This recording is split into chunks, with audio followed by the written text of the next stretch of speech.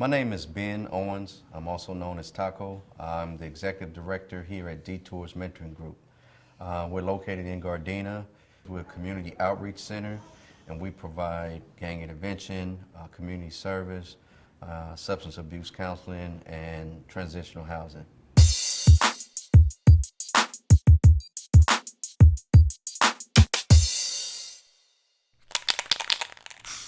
My brothers and my sisters, we ate the same cereal, we watched the same cartoons, we had the chores that we had to do. But out of all of us, I decided to join a gang. I remember right around that era, I was 10, maybe 11 years old, and it was a style then for a man to wear earring on the left side, on the left side. And so it was also a trend for Crips to wear an earring on the left side. And so my mother, thinking that she's gonna make me part of this trend movement, you know, not knowing anything about the Crips, she actually pierced my ear, the left side.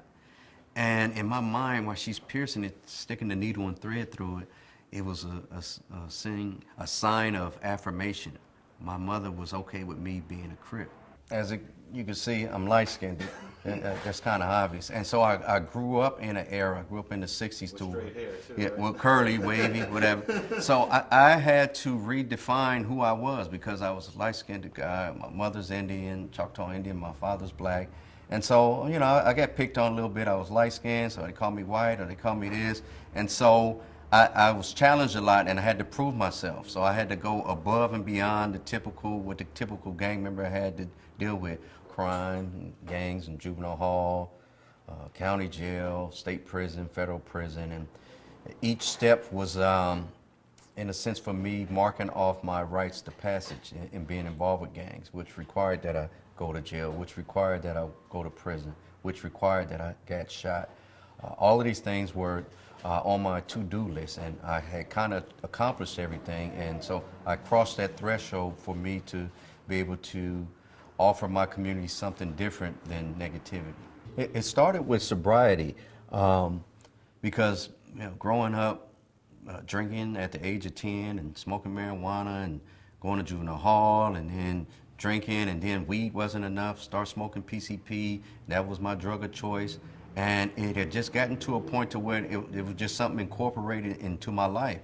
It came a day, it was June the 12th, 1993. I was at a point in my life where I had just enough of everything.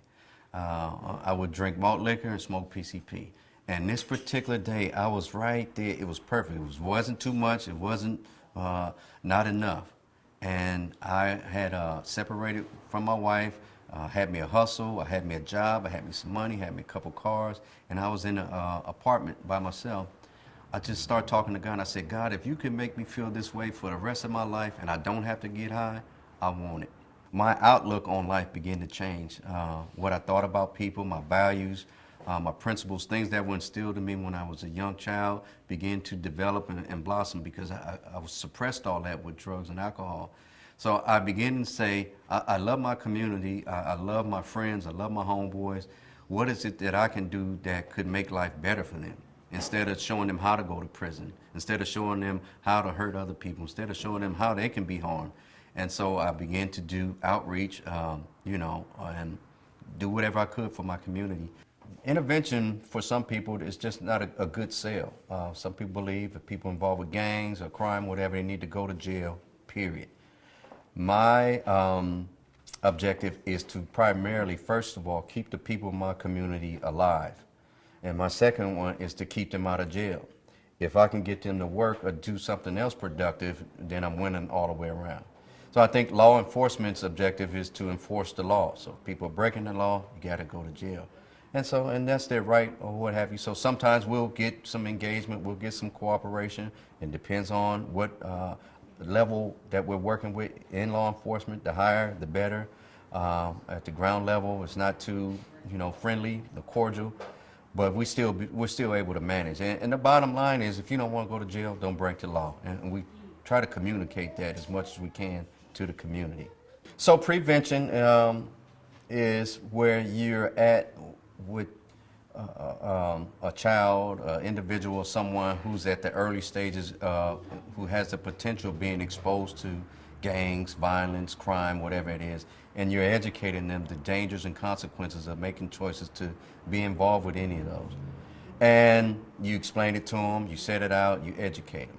Should they choose not to adhere to any of that advice or follow that education instruction, then there's intervention. Okay, you crossed the threshold, you decided you're going to do it anyway, now you're involved. Let me show you an exit strategy, how to get out of it before it escalates out of control and bring you greater danger. When that fails, you throw your hands up and say, here comes suppression. And I believe in a level of suppression because it was needed for me. At one time, I needed to go to jail. I needed to be removed from the community that I was creating havoc upon. So I know that at some point, if intervention doesn't work, suppression will definitely, if nothing else, remove you from the community. The only problem that I have with it is that when you utilize suppression, is to displace you only to bring you back later with the same problems because there is no rehabilitation. When you was doing all this time in all these different prisons, did you ever anticipate that you would be in a place like this? Was that idea in the back of your mind, or was it just the furthest thing from your mind at that time? I had a level of understanding that I would be engaged with my neighborhood, with my community, with other people. As far as this capacity, I didn't think that far ahead. I just say, I'll get out, show guys how to get jobs, make resumes, you know, whatever it might be, help them change their lives. But as far as envisioning having a community center in my own neighborhood that I grew up in, that used to be a bar, and now we have meetings where we get people off of drugs and alcohol and write resumes, I didn't think that far ahead.